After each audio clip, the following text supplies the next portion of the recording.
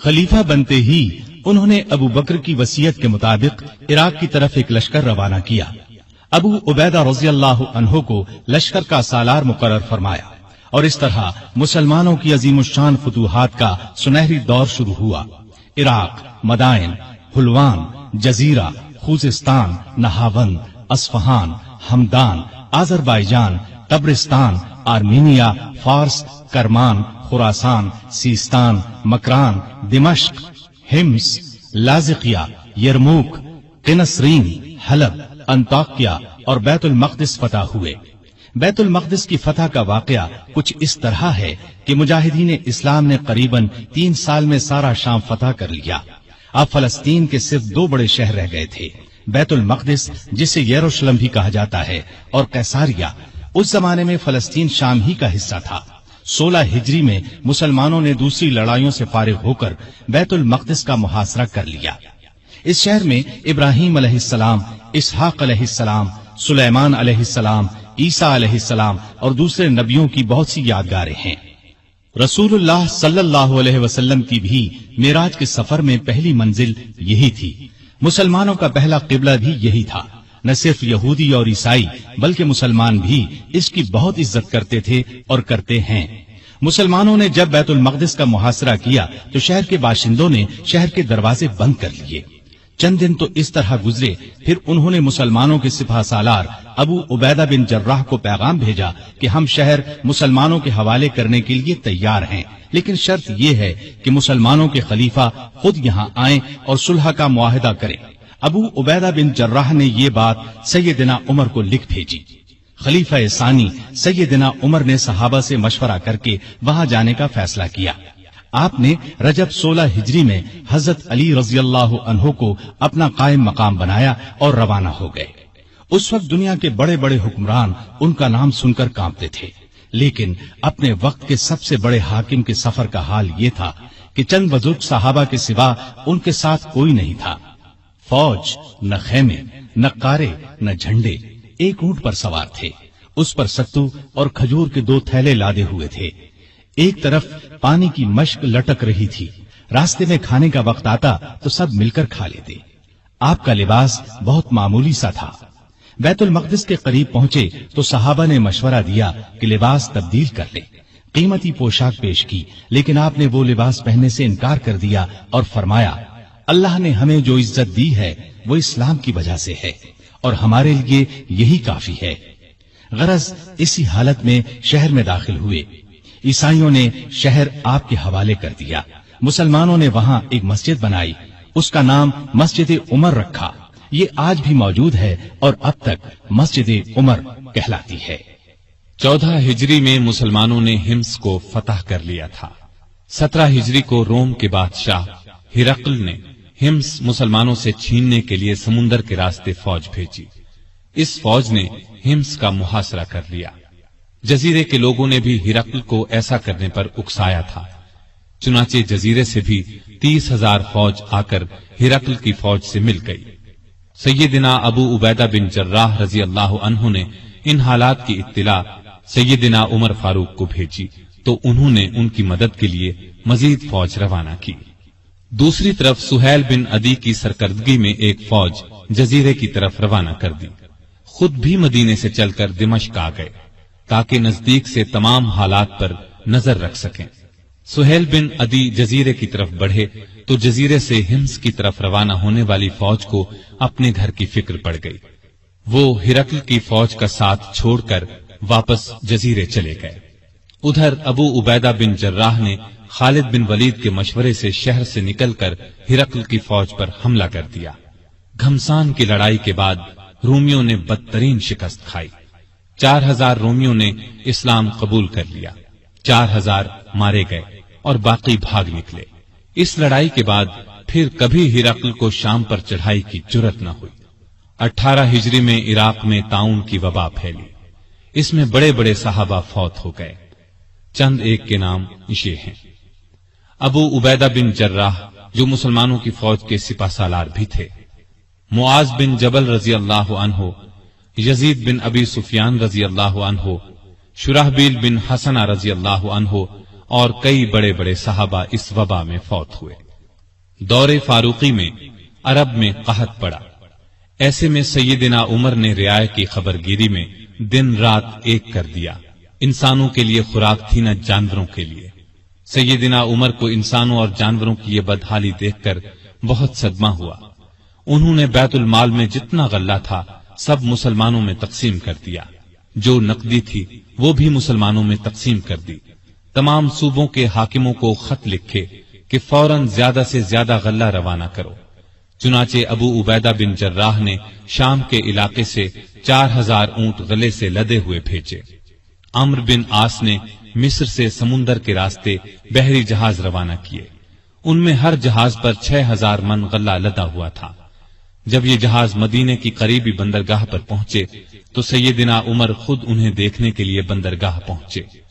غلے کو حفاظت سے رکھنے کے لیے بندرگاہ میں 2 بڑے بڑے مکان بنوائے۔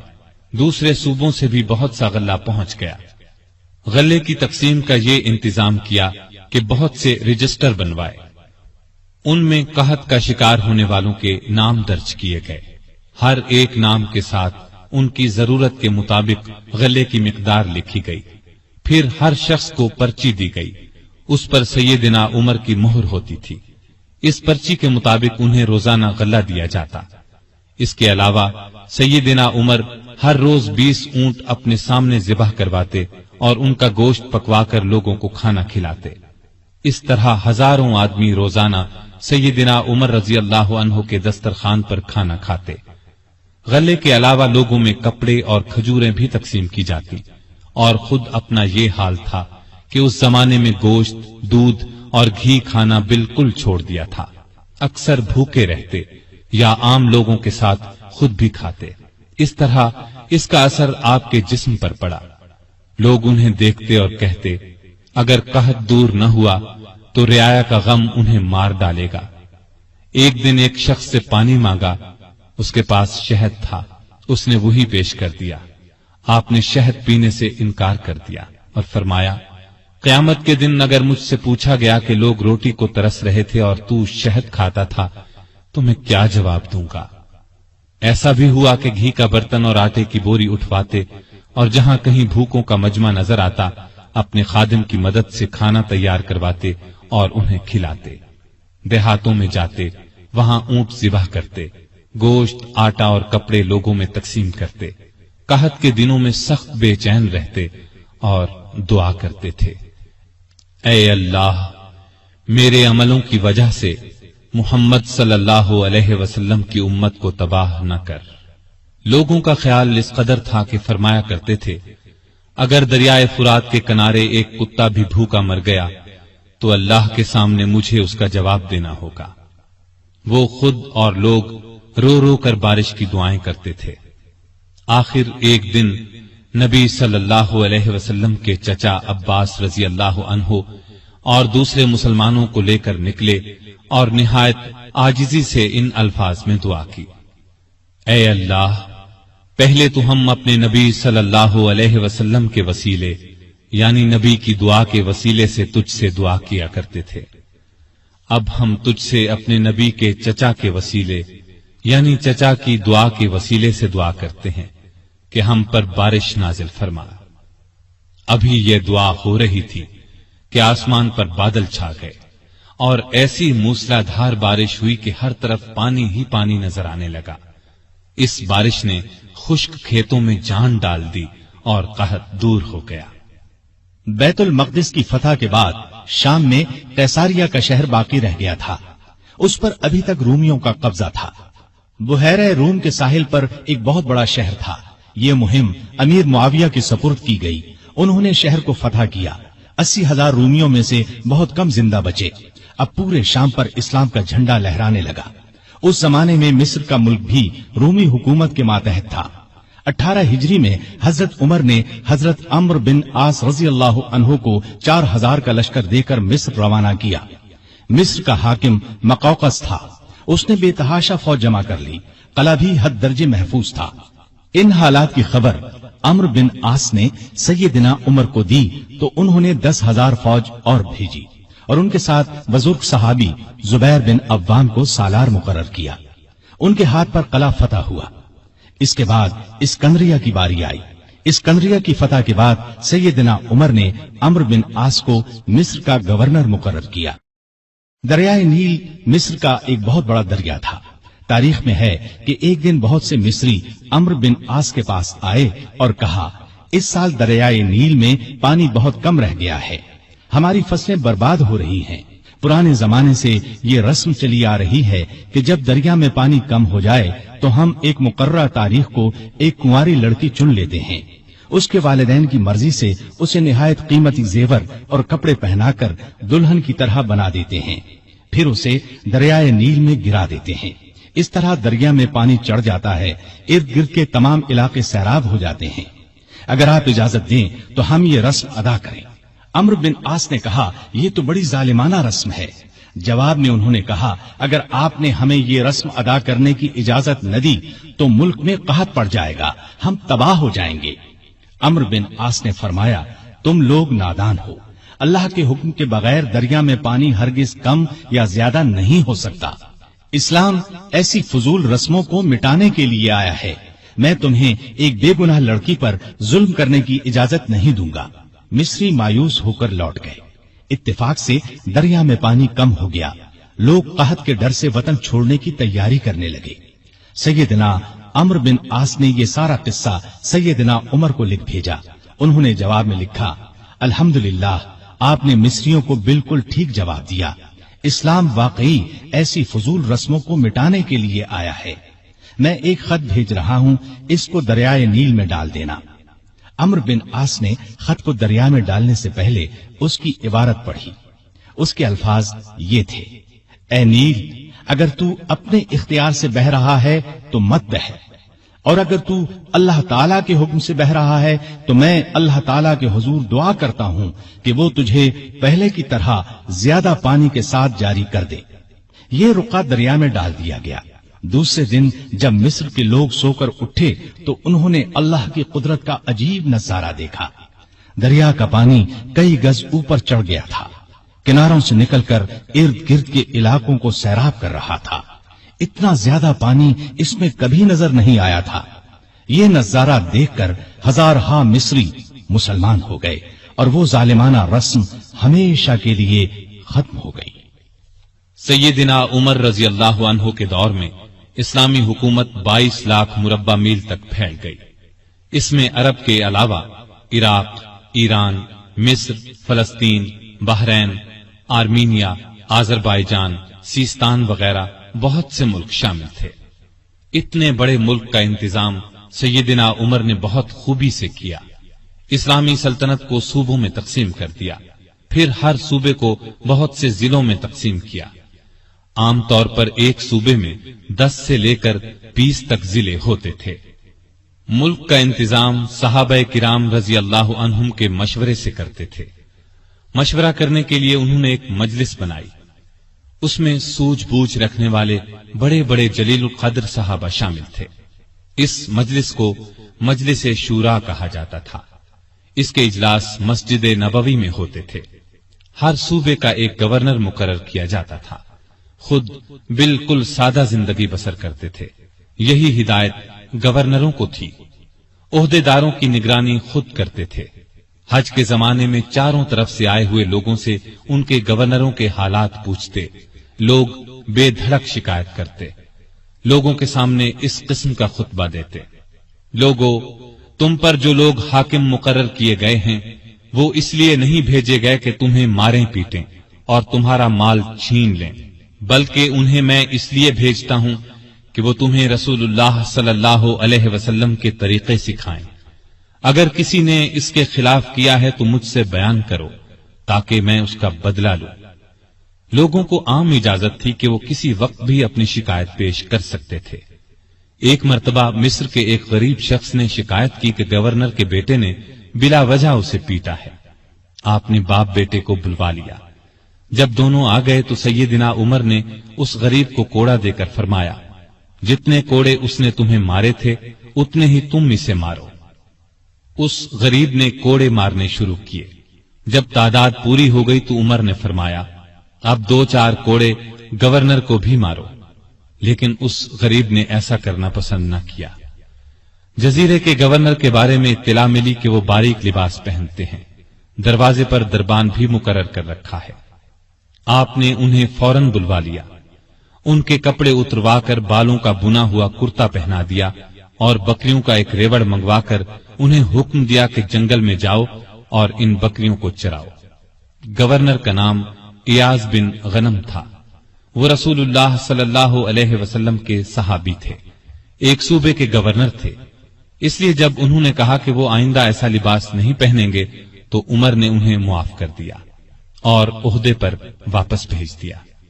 ایاز بن غنم جب تک زندہ رہے موٹا لباس پہنتے رہے، پھر انہوں نے کبھی باریک لباس پہنا نہ دروازے پر دربان رکھا۔ خالد بن ولید رضی اللہ عنہ اسلام کے بہت بڑے جرنیل تھے، انہوں نے 20 لڑائیاں لڑی، بڑی بڑی حکومتوں کے لشکر ان کے مقابلے میں نہ ٹھہر سکے۔ سیدنا عمر کے زمانے میں جب خالد بن ولید فتوحات پر فتوحات حاصل کر رہے تھے تو عین اس حالت میں عمر نے انہیں سپہ سالاری سے معزول کر دیا۔ جب لوگوں نے وجہ پوچھی تو انہوں نے فرمایا، مسلمان یہ خیال کرنے لگے تھے کہ یہ فتوحات خالد بن ولید کی وجہ سے ہو رہی ہیں، جبکہ فتوحات ہمیں اللہ تعالی کی مہربانی سے ہو رہی ہیں۔ آپ کے زمانے میں چونکہ اسلامی حکومت بہت پھیل گئی تھی، لگاتار فتوحات کی وجہ سے مال غنیمت بھی بہت زیادہ آنے لگا تھا، اس لیے آپ نے 15 ہجری میں بیت المال قائم کر دیا۔ اس میں زکوٰۃ، خراج، جزیہ، مال غنیمت وغیرہ جمع ہوتا تھا اور مسلمانوں میں تقسیم کیا جاتا تھا۔ یتیموں، غریبوں اور بیواؤں کو اس میں سے وظیفے دیے جاتے تھے، ضرورت مندوں کو قرض بھی دیا جاتا تھا، جنگی ضروریات پر بھی خرچ کیا جاتا تھا۔ آمدنی اور خرچ کے معاملے میں ہر درجہ احتیاط کرتے تھے۔ سیدنا عثمان نے ایک دن انہیں چلچلاتی دھوپ میں بھاگتے دیکھا، پوچھنے پر انہوں نے بتایا کہ بیت المال کا ایک اونٹ گم ہو گیا ہے، اس کو تلاش کر رہا ہوں۔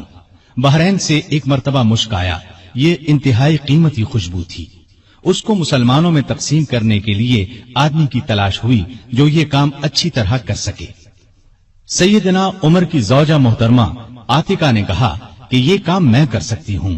سیدنا عمر نے فرمایا، نہیں، میں تمہیں اس کی اجازت نہیں دے سکتا، اس لیے کہ تمہاری انگلیوں پر جو مشک لگ جائے گا وہ تم اپنے کپڑوں پر لگا لو گی، اس طرح عام مسلمانوں سے زیادہ تمہارے حصے میں آئے گا۔ ایک مرتبہ بیمار ہو گئے، لوگوں نے علاج کے طور پر شہد تجویز کیا۔ بیت المال میں شہد موجود تھا لیکن آپ نے لینا گوارا نہ کیا۔ آخر لوگوں کو جمع کیا گیا، جب سب نے اجازت دے دی تب شہد دیا۔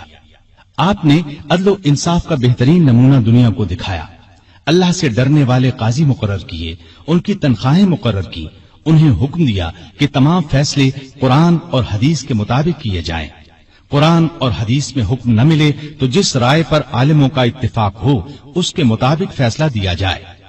انہوں نے کوفہ میں شریح کو قاضی مقرر کیا، ان کے فیصلے بہت مشہور ہوئے، امیر المومنین کے خلاف بھی فیصلے دے دیتے تھے۔ سیدنا علی نے بھی انہیں اپنے دور میں قاضی کے عہدے پر قائم رکھا۔ قبیلہ غسان کے بادشاہ جبلہ نے اسلام قبول کر لیا، وہ حج کرنے کے لیے آیا، اس کی چادر پر ایک غریب بدو کا پاؤں آ گیا، اس نے بدو کو زور سے تھپڑ دے مارا، بدو کی ناک کی ہڈی ٹوٹ گئی۔ وہ سیدنا عمر کی خدمت میں حاضر ہو گیا، انصاف کا طلبگار ہوا۔ سیدنا عمر نے جبلہ کو بلا بھیجا، وہ حاضر ہوا تو آپ نے اسے کہا، تم نے اس غریب مسلمان سے زیادتی کی ہے، لہذا بدلہ دو۔ یہ غریب تمہیں اس جگہ تھپڑ مارے گا جس جگہ اس کے منہ پر تھپڑ لگا ہے، ہاں اگر تم اس سے معافی مانگ لو اور یہ معاف کر دے تو اور بات ہے۔ جبلہ نے کہا، مجھے ایک دن کی مہلت دی جائے تاکہ میں غور کر سکوں۔ جبلہ کو ایک دن کی مہلت مل گئی، وہ وہاں سے فرار ہو کر شام چلا گیا اور دوبارہ عیسائی مذہب اختیار کر لیا۔ ایک مرتبہ حج کے موقع پر ایک شخص نے گورنر کی شکایت کی کہ اس نے مجھے بے قصور 100 کوڑے مارے ہیں۔ سیدنا عمر رضی اللہ عنہ نے شکایت درست پائی تو حکم دیا، تم بھی اسے 100 کوڑے مارو۔ ایک عیسائی کسان نے شکایت کی کہ اس کے کھیتوں سے مسلمان فوج گزری ہے جس سے اس کا نقصان ہوا ہے، آپ نے بیت المال سے اسے 10,000 درہم دینے کا حکم دیا۔ सैयदना उमर फारूक ने आम लोगों को मना कर दिया कि वो शरीयत के किसी मसले पर अपना फैसला दें। इस काम के लिए उन्होंने फतवे जारी करने का महकमा कायम किया।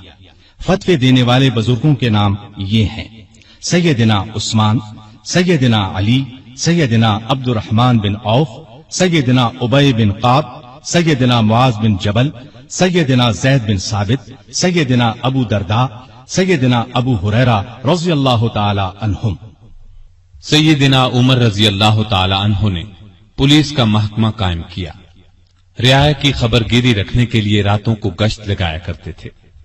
मुल्क शाम के सफर से लौट रहे थे कि एक बुढ़िया नजर आई। उससे पूछा कि बड़ी भी उमर के बारे में कुछ मालूम है? वो बोली, हां, सुना है शाम गया हुआ है। अल्लाह उससे समझे, आज तक उसने मुझे फूटी कौड़ी तक नहीं दी। उसे मालूम नहीं मैं कितनी तंगी से गुजारा कर रही हूं।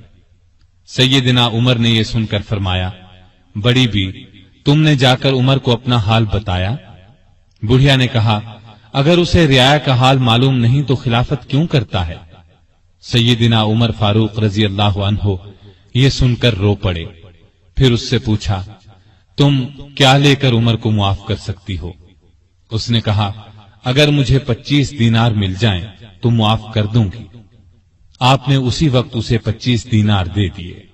वो खुश होकर दुआएं देने लगी, अल्लाह उमर को मुआफ करे, उस पर अपनी रहमत नाजिल करे। बाद में सैयदना उमर रजी अल्लाह अन्हु ने उसका वजीफा मुकर्रर फरमा दिया। एक रात गश्त के दौरान में चंद बच्चों के रोने की आवाज सुनी। मालूम हुआ कि बच्चे भूखे हैं और मां ने उन्हें बहलाने के लिए हांडी में सिर्फ पानी डालकर आग जला रखी है। आप उसी वक्त खादिम असलम के साथ बैतुल माल गए। आटा, गोश्त, घी और खजूरें निकालकर खादिम से फरमाया, ये तमाम चीजें मेरी कमर पर रख दो। असलम ने अर्ज किया, आप क्यों तकलीफ करते हैं, मैं उठा लेता हूं। आपने फरमाया, नहीं, क़यामत के दिन मेरा बोझ तुम नहीं उठाओगे। फिर सब चीजें अपनी कमर पर लाद कर लाए। खुद खाना तैयार किया, खुद चूल्हा फूंका।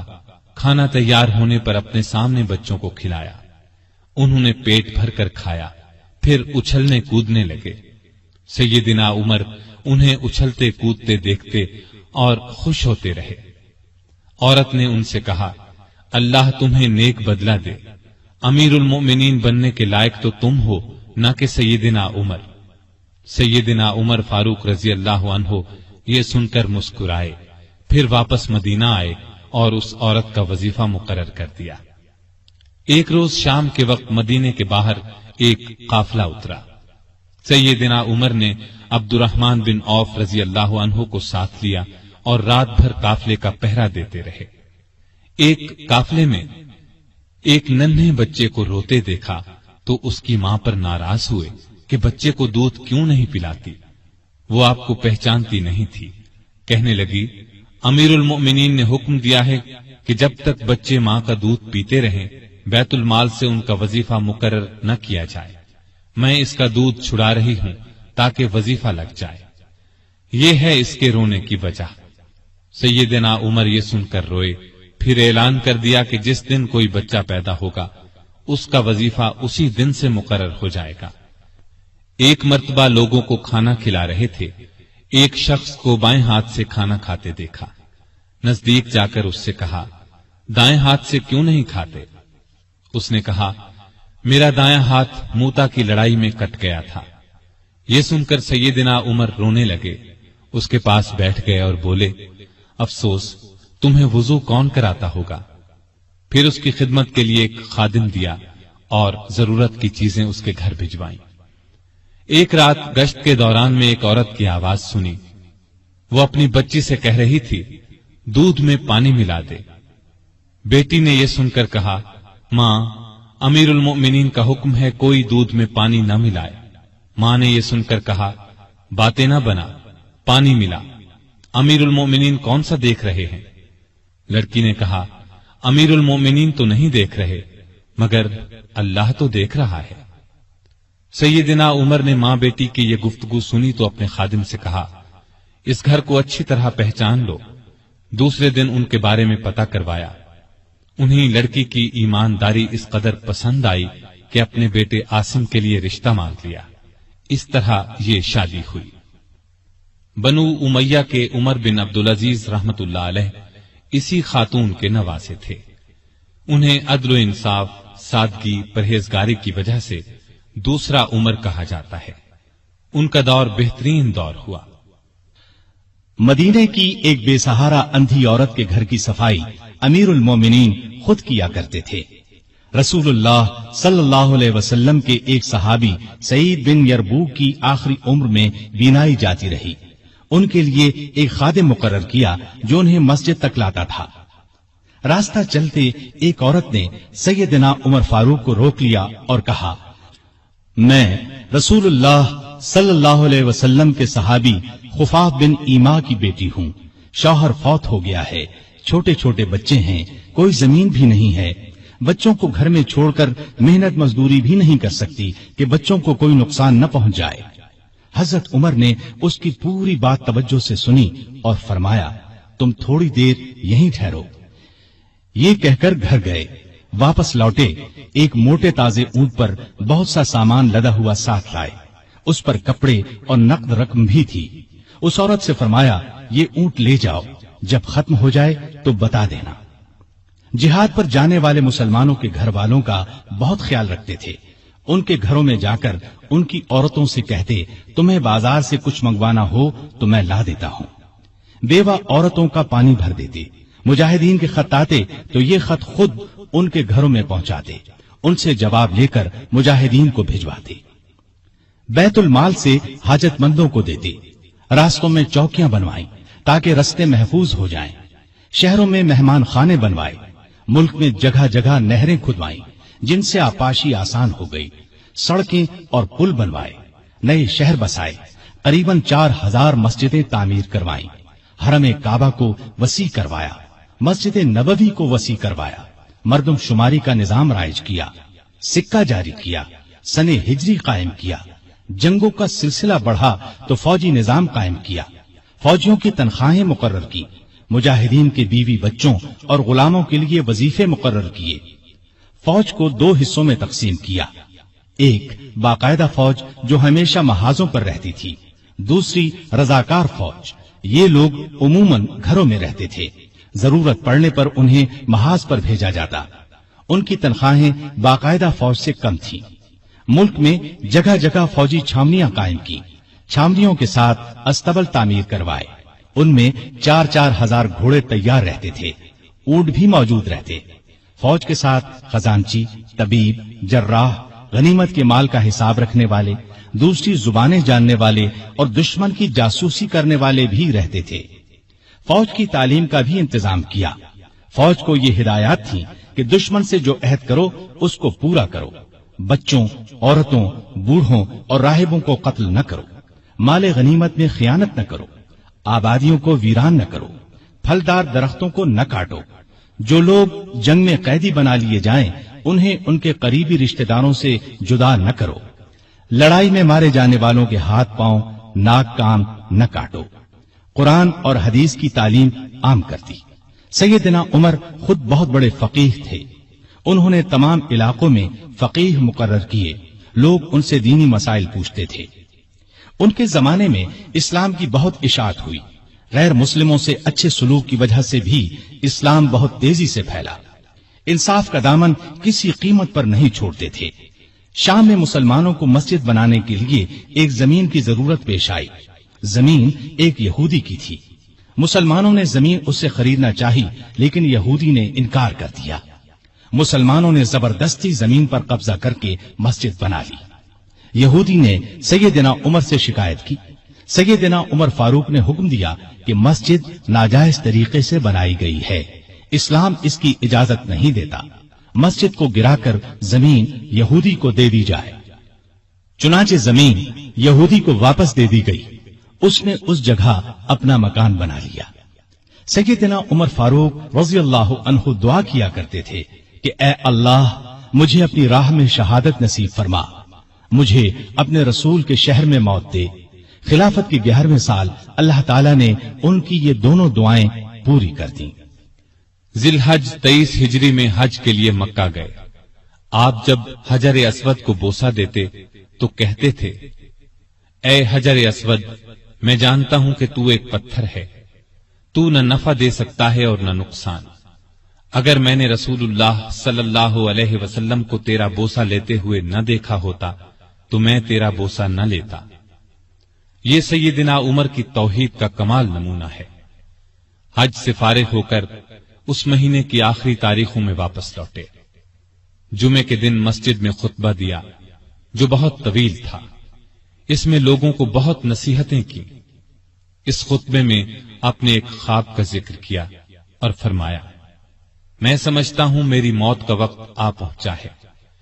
इसके साथ ही खिलाफत के बारे में कुछ ऐसी बातें बयान की जिनसे मालूम होता था कि आइंदा होने वाले खलीफा के बारे में परेशान हैं। मदीने में मुगीरा बिन शोबा का एक गुलाम था।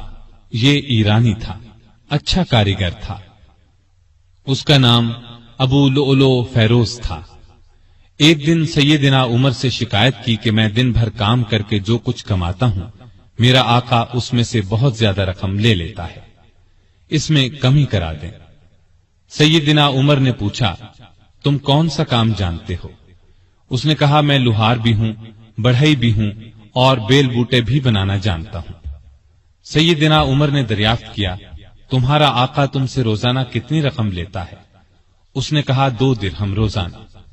इस पर सैयदना उमर ने फरमाया, तुम जो काम जानते हो उसके मुकाबले में तो ये रकम ज्यादा मालूम नहीं होती।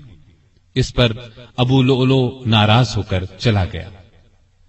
अगले दिन अबू लुअलो फज्र की नमाज से पहले मस्जिद में छुप कर बैठ गया।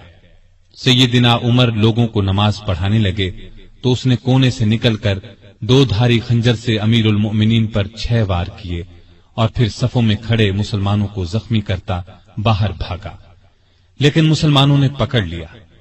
इस पर उसने वही खंजर अपने पेट में झोंक लिया और मर गया। उधर अमीरुल मोमिनीन शदीद जख्मी हो गए। उन्होंने अब्दुर्रहमान बिन औफ रजी अल्लाह अन्हु का हाथ पकड़कर अपनी जगह खड़ा कर दिया, खुद जमीन पर गिर पड़े। लोगों ने नमाज से फारिग होकर देखा, जिन मुसलमानों को अबू लुअलो ने जख्मी किया था उनमें से 7 दम तोड़ चुके थे, बाकी बहुत ज्यादा जख्मी नहीं हुए थे। अलबत्ता सैयदना उमर की हालत नाजुक थी। ऐसे में उन्होंने अब्दुल्लाह बिन अब्बास से पूछा, मुझे किसने मारा है? उन्होंने बताया, मुगीरा बिन शोबा के गुलाम अबू लुअलो ने। यह सुनकर फरमाया, अल्लाह का शुक्र है, मेरी मौत किसी ऐसे शख्स के हाथ से नहीं हुई जो इस्लाम का दावा करता हो। लोग उन्हें उठाकर घर लाए, दूध पिलाया गया तो वो जख्मों के रास्ते बाहर आ गया। अब सबको यकीन हो गया कि अमीरुल मोमिनीन का आखिरी वक्त आ पहुंचा है। लोग गम से निढाल हो गए, उनसे मिलने के लिए आने लगे। एक नौजवान ऐसे में मिलने आया। उसने कहा, ए अमीरुल मोमिनीन, आप अल्लाह की बिशारत से खुश हो जाएं। आप उन असहाब में से हैं जो बहुत पहले इस्लाम लाए और रसूलुल्लाह के साथी बने। खलीफा बनाए गए तो आपने इंसाफ से काम लिया, फिर आखिर आपको शहादत नसीब हो गई। ये सुनकर सैयदना उमर ने फरमाया, ए भतीजे, अल्लाह करे ये चीजें मेरे गुनाहों के बराबर बराबर ही हो जाएं, मुझे कोई अजाब हो न सवाब।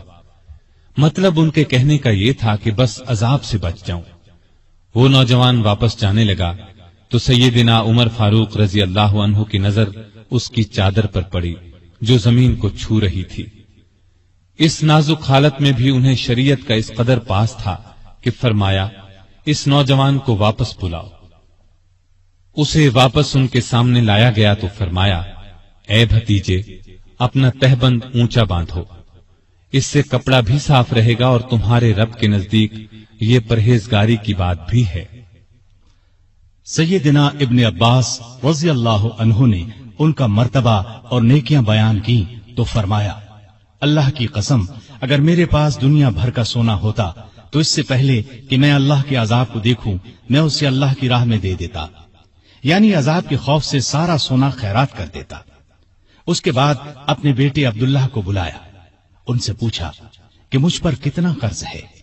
उन्होंने हिसाब लगाकर बताया, 86,000 दिरहम। اس پر انہیں کچھ ہدایات دی. آخر میں فرمایا اس قرض کو میری طرف سے ادا کر دینا. اس کے بعد فرمایا ام المومنین عائشہ صدیقہ رضی اللہ تعالی عنہا کے پاس جاؤ اور کہو عمر بن خطاب آپ کو سلام کہتا ہے اور اپنے 2 ساتھیوں یعنی نبی کریم صلی اللہ علیہ وسلم اور ابو بکر کے ساتھ دفن ہونے کی اجازت چاہتا ہے. عبداللہ بن عمر عائشہ صدیقہ کی خدمت میں حاضر ہوئے. وہ اس وقت سیدنا عمر کے صدمے میں رو رہی تھیں. ان کا پیغام سن کر فرمایا یہ جگہ میں نے اپنی قبر کے لیے رکھی تھی لیکن اپنے آپ پر عمر کو ترجیح دیتی ہوں. سیدنا عبداللہ یہ جواب سن کر واپس آئے اور سیدنا عمر کو ان کا جواب بتایا. آپ نے اللہ کا شکر ادا کیا. پھر فرمایا میں مر جاؤں تو میرا جنازہ اٹھا کر وہاں لے جانا اور انہیں سلام کر کے ایک بار پھر عرض کرنا عمر بن خطاب اجازت طلب کرتا ہے. اگر اجازت دے دیں تو مجھے اندر لے جا کر دفن کر دینا اور اگر انکار کر دیں تو عام مسلمانوں کے قبرستان میں دفن کر دینا. حالت جب زیادہ نازک ہو گئی تو فرمایا خلافت کا حقدار عثمان، علی، زبیر، عبد الرحمن بن عوف اور سعد بن ابی وقاص رضی اللہ عنہم سے زیادہ کسی کو نہیں سمجھتا. رسول اللہ صلی اللہ علیہ وسلم بھی وفات تک ان سے خوش تھے. ان میں سے جسے خلیفہ چن لیا جائے اس کی اطاعت کرنا. پھر اپنے بعد ہونے والے خلیفہ کو وصیت کی کہ مہاجرین اور انصار سے اچھا سلوک کرنا. جو لوگ ہماری پناہ میں آ گئے ان کی جانوں اور مالوں کی حفاظت کرنا. ان سے کیے ہوئے ہر عہد کو پورا کرنا. آپ 27 ذی الحج 23 ہجری کو زخمی ہوئے. 3 دن بعد یکم محرم 24 ہجری کو وفات پائی اور شہادت کے درجے پر فائز ہوئے. اس وقت عمر 63 سال تھی. جنازہ چارپائی پر رکھا گیا تو چاروں طرف لوگ جمع ہو گئے. سیدنا علی رضی اللہ عنہ آئے تو فرمایا اللہ آپ پر رحم فرمائے.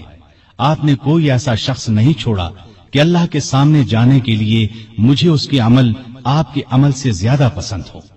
اللہ کی قسم مجھے امید تھی کہ اللہ آپ کو آپ کے دونوں ساتھیوں کے ساتھ رکھے گا، اس لیے کہ میں اکثر رسول اللہ صلی اللہ علیہ وسلم کو اس طرح فرماتے ہوئے سنا کرتا تھا میں گیا اور ابو بکر و عمر گئے، میں داخل ہوا اور ابو بکر و عمر داخل ہوئے، میں نکلا اور ابو بکر و عمر نکلے. جنازہ حضرت صہیب رضی اللہ عنہ نے پڑھایا. حضرت علی، عثمان، سعد بن ابی وقاص اور عبد الرحمن بن عوف رضی اللہ عنہم نے قبر میں میت کو اتارا اور اسلام کے اس بہت بڑے فرزند کو ہمیشہ کے لیے رسول اللہ صلی اللہ علیہ وسلم اور سیدنا ابو بکر رضی اللہ عنہ کا ساتھ نصیب ہو گیا ہے. سیدنا عمر رضی اللہ عنہ نے کئی شادیاں کی. ان سے 8 یا 9 لڑکے، 4 یا 5 لڑکیاں ہوئیں.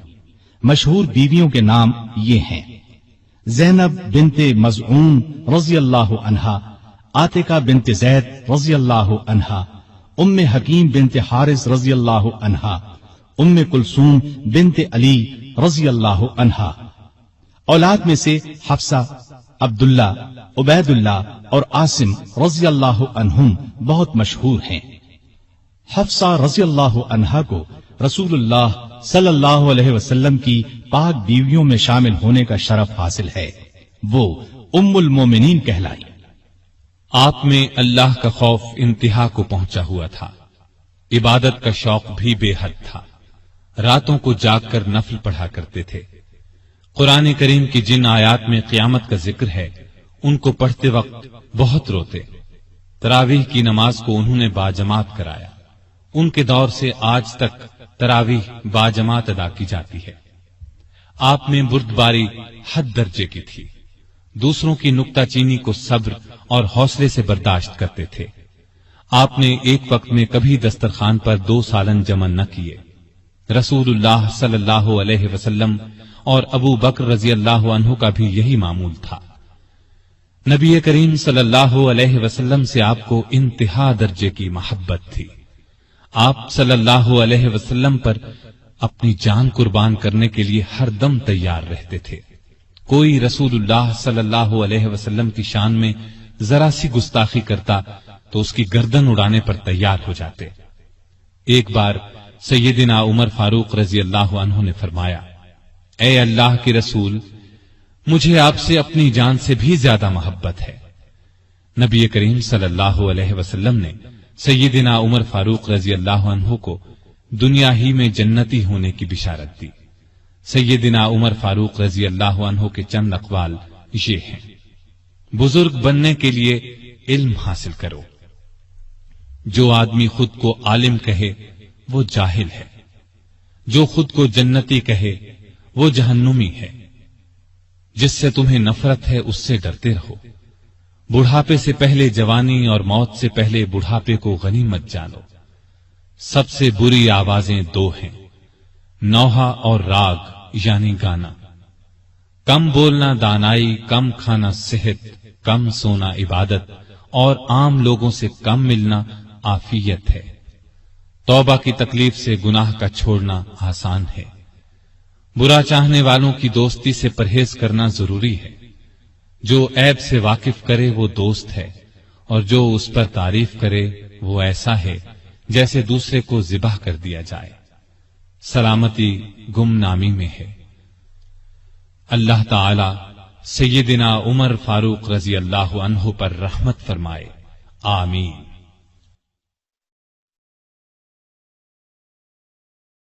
سامعین محترم، ابھی آپ دارالسلام اسٹوڈیو لاہور پاکستان سے سن رہے تھے فاروق اعظم.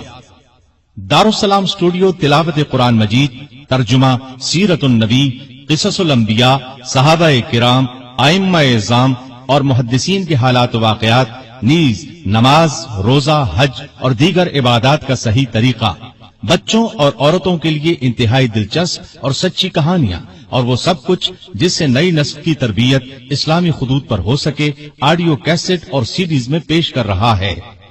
دارالسلام اسٹوڈیو دارالسلام پبلشرز اینڈ ڈسٹریبیوٹرز کا ایک حصہ ہے، جو اسلامی کتب کی اشاعت کا بین الاقوامی ادارہ ہے، جس کا ہیڈ آفس سعودی عرب کے دارالحکومت ریاض میں واقع ہے، جس کے مینیجنگ ڈائریکٹر جناب عبد المالک مجاہد ہیں. دارالسلام کا دنیا کے 27 ملکوں میں نیٹ ورک ہے. پاکستان میں اس کا ایڈریس نوٹ کر لیں: دارالسلام اسٹوڈیو، 50 لوور مال، نزد MAO کالج، لاہور. فون 7240024، 7232400 اور 7120054. فیکس 7354072. یہ پیشکش تھی محمد طارق شاہد کی.